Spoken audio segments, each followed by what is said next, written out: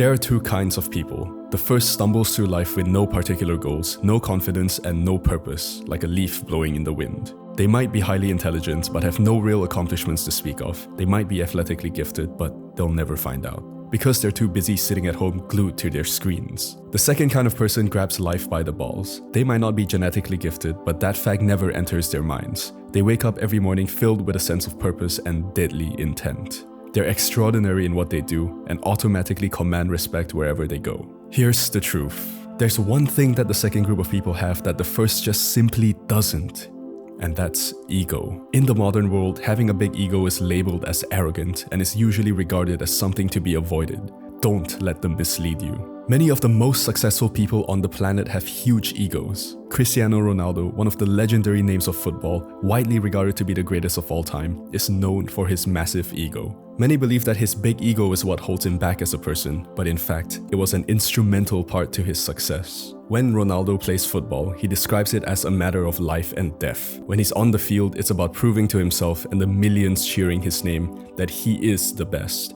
because in his eyes, he's either number one or he's absolute trash, not worthy of living. And here we find the difference between having an ego and just being confident. If you're a confident person, then you'll be happy to rank within the top 10 of whatever it is that you're doing. But if you're an egotistical person, you'll never be satisfied so long as you're not number one. And that burning desire, that unhealthy obsession with becoming the best, is what pushes egotistical people to go above and beyond, to surpass societal expectations, to shatter norms, in order to carve their names in the halls of eternal glory. I'm gonna be real with you. Growing an ego isn't for everyone. If you can't see yourself investing 90% of your time into one narrow aspect of your life every day for the next 10 years, if that kind of lifestyle isn't for you, then you probably don't need a monstrously sized ego. That being said, there are countless benefits to building a healthy ego that you will regret not taking advantage of if you overlook the rest of this video. Here are 3 of those benefits. Number 1. Deterrence. When lions hunt zebras in the Great Plains of Africa, they go after the weakest of the herd. In the same way, when humans hunt, think about bullies at school or manipulators in the workplace. They look for the same.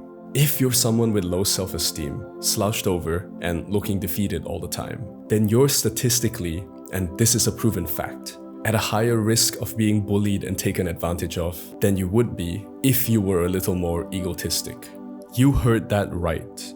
You are statistically more likely to be taken advantage of by other people if you don't have an ego. Growing an ego in the sense where you won't take shit from anyone makes you a tough target. No matter how small you are, no matter how weak you seem, the willingness to defend your own honor at any cost is a very strong deterrent, and will make any bully think twice about trying to pick on you. I went to kind of a trashy school growing up, and so I witnessed quite a number of fights and that kind of stuff over the years. But there was one incident in particular that went down in history at my school. So when I was 16, we had a new intake of students. And there was this one guy, like a real gangster type. We used to call him the DVD seller, because we thought that the only way he was going to make a living was by selling bootleg DVDs. Yeah, we were dickhead kids back then. Anyway, he used to get his kicks by picking on people. So as the months went by, he got more and more comfortable and he started picking on more and more people. And one day, he started picking on this autistic kid. Like, I'm not trying to be mean, but he was genuinely, like, medically autistic. So we tried talking him down, like, come on man, don't be a dick.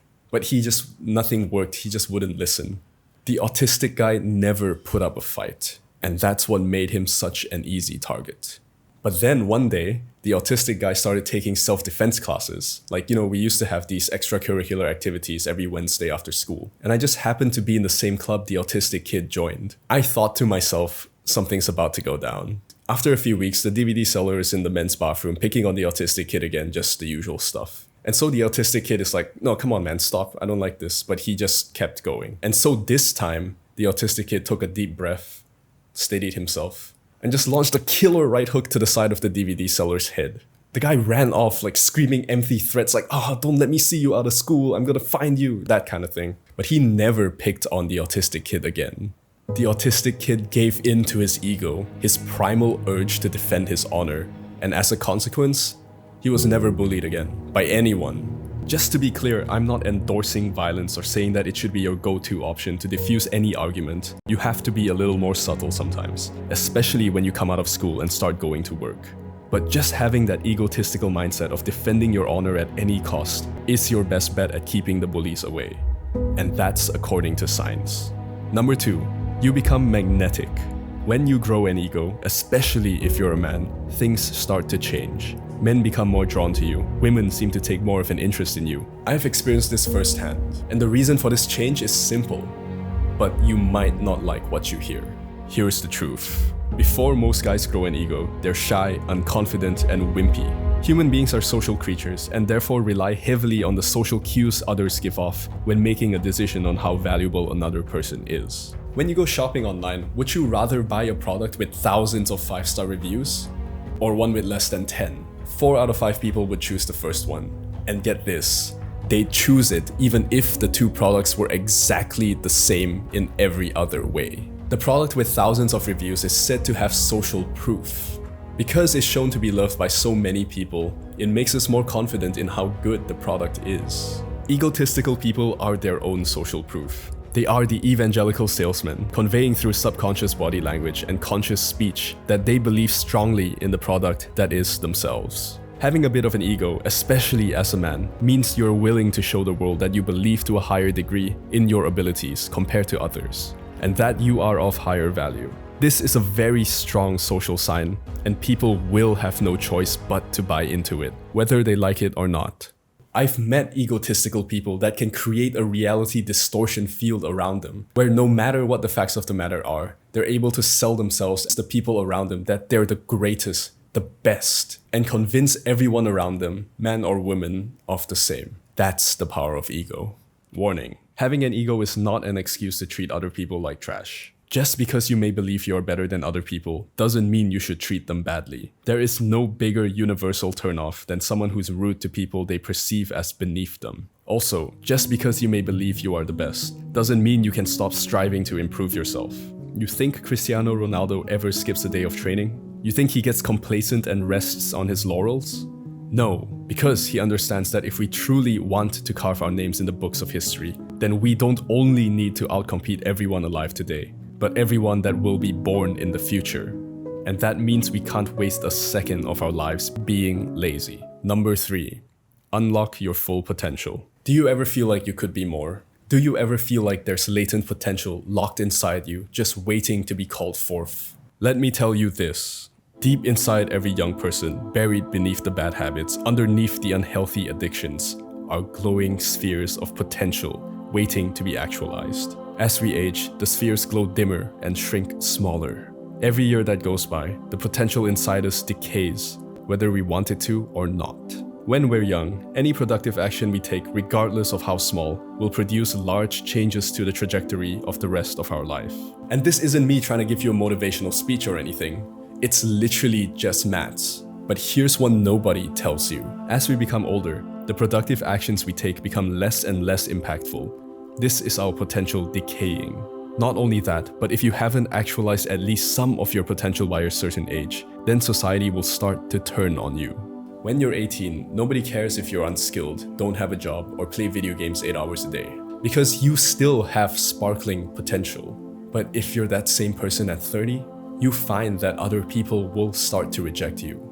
Maybe you've seen this happen with your Discord friends or older siblings. The unsexy reality is that society will cut you some slack, give you some breathing room to find yourself and get your shit together when you're young. But at some point, you will be expected to have actualized your potential and turn it into value. And if you don't do that, then you become an outcast and you're put on society's blacklist. Just like the 40-year-old man-children festering in their mother's basements, untouched by women, sedating themselves with video games all day. If only they knew what I'm about to tell you. Growing an ego will help you actualize your spheres of potential. For 95% of people, there's only one thing holding them back, and that's limiting beliefs. People who have radiant potential will avoid actualizing it because they believe they're not good enough to try. Oh, I'm not smart enough to become a doctor. Oh, I'm too lazy to get good grades. Blah, blah, blah, blah, blah. So I won't even try. I know this feel-good concept of, oh, you can do anything you want to if you just set your mind to it, has been milked to death by every self-help influencer out there. So let me bring science into the equation. Our brains are problem-solving machines, right? If you think about it, all they do is look for problems to solve. You're hungry, better get food. How do you do that? Well, you could either cook or order in. Which do you choose? Let's say it's been a long day at school, so you order in. Well, now you have to decide on what you want to eat. And it goes on. And your brain just solves all of that in like seconds. And it does this by setting a goal, in this case to get food, hyper-focusing on that and coming up with solutions to the problem. And here's the kicker, it'll do this for any goal. And so if you're stuck with no ego and no confidence, and you're too afraid to properly aim at your goals, you're actively preventing your brain from coming up with pathways to that goal. You're in your own way, scientifically speaking.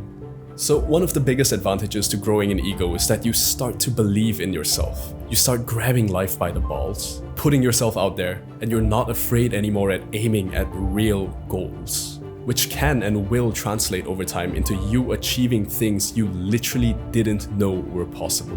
So grow an ego and unlock your latent potential. There's no reason not to. That being said, growing an ego is only a third of the battle if you want to unlock your full potential as a person. This video will teach you the 4 fundamental steps you need to fully realize your potential before it's too late. So click on that, make what you learned here 10 times more valuable, and I'll see you there.